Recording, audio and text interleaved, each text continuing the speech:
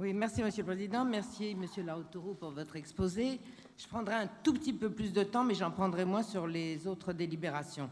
Monsieur le Président, le pacte que vous nous proposez de conclure au nom de notre collectivité est un document évidemment très intéressant à bien des égards, mais quand même à la fois idéologique, incomplet et inquiétant. Il prend comme postulat de départ, en effet, la primauté, si ce n'est l'exclusivité, de l'intervention humaine sur le réchauffement climatique. Mais ce texte prend donc comme base uniquement, et vous venez de nous le rappeler, les travaux du GIEC, et s'appuie essentiellement sur 2 de ses représentants français.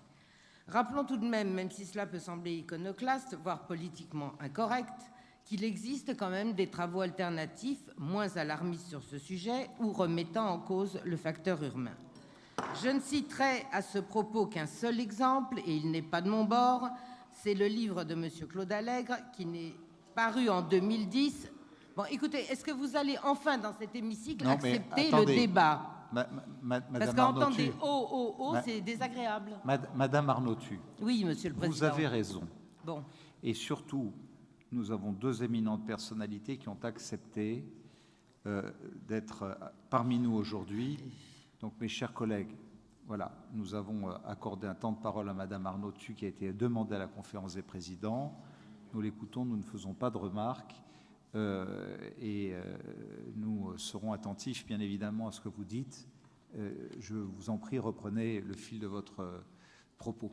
Merci, Monsieur le Président. Donc, je parlais du livre de Claude Allègre, qui n'est ni un imbécile ni un idéologue, et je vous engage à le lire, d'ailleurs, voire à le relire, car s'il y a bien un danger en écologie comme en politique, c'est celui de la pensée unique. Et je le rejoins quand il dit, ouvrez les guillemets, « Je crois en la capacité de l'homme à résoudre les défis, à condition de ne pas se tromper sur l'origine du danger. L'homme est certainement responsable de l'augmentation des teneurs en CO2 dans l'atmosphère, et cette augmentation deviendra sans doute une pollution néfaste, particulièrement pour nos enfants et petits-enfants, mais son rôle sur le climat est moins clair. Je combats l'écologie dénonciatrice et me situe dans l'écologie réparatrice. » Fermez les guillemets. Ceci rappelé, et je crois que c'est tout de même nécessaire, ce qui m'interpelle, c'est surtout tout ce qu'on ne trouve pas dans ce texte. On y évoque donc le réchauffement, la transition énergétique et surtout comment la financer, mais sans jamais évoquer le modèle qui conduit à cette situation. Comment prétendre réduire l'impact sur l'environnement sans remettre en cause, et vous en avez un petit peu parlé, Monsieur Laroutourou d'ailleurs, le modèle économique qui est le plus polluant.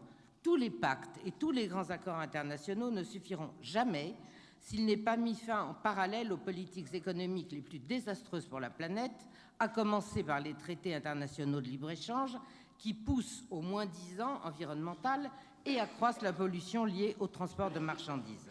Marine Le Pen l'exprimait encore voici à peine quelques jours à la radio, si on veut commencer à véritablement défendre notre environnement, il faut arrêter le libre-échange, il faut arrêter d'aller chercher des produits à 10 000 kilomètres de là où on les consomme. Travailler, produire, consommer, recycler au plus près de là où on vit, en somme relocaliser les activités économiques et réenraciner les hommes, voilà un projet d'avenir permettant de minimiser un impact social et environnemental. Un projet qui nécessite des protections et de rétablir l'idée même de limites et donc, je suis désolée de vous le dire, de frontières. Nous voici loin du fameux dogme de la libre circulation ou encore de celui de la libre concurrence, lesquels portent en eux les germes de l'épuisement de nos sols, de la pollution de notre air et de notre eau, du massacre de nos paysages. Des dogmes qui ne sont en aucun cas et à aucun moment, sauf à ce que je l'ai mal lu, mais je ne crois pas, remis en cause dans ce texte. Je terminerai en évoquant ce qui est finalement le point le plus concret et donc central de ce pacte et qui justifie en lui-même, il me semble, la plus grande prudence. Les signataires de ce texte que vous nous proposez donc de rejoindre demandent la création d'un impôt européen. C'est écrit noir sur blanc, ouvrez les guillemets, notre proposition crée un impôt européen sur les bénéfices de l'ordre de 5%. Donc, Monsieur le Président, moi j'ai une question pour vous. Est-ce que, oui ou non, vous souscrivez à cette idée, un impôt européen, encore un de plus? Donc voilà, moi j'attends les réponses de vous, de Monsieur Laroutourou, bien sûr, avant de nous décider sur le vote. Mais pour le moment, je dirais que j'ai quand même de sérieux doutes. Je vous remercie. Merci, Monsieur le Président.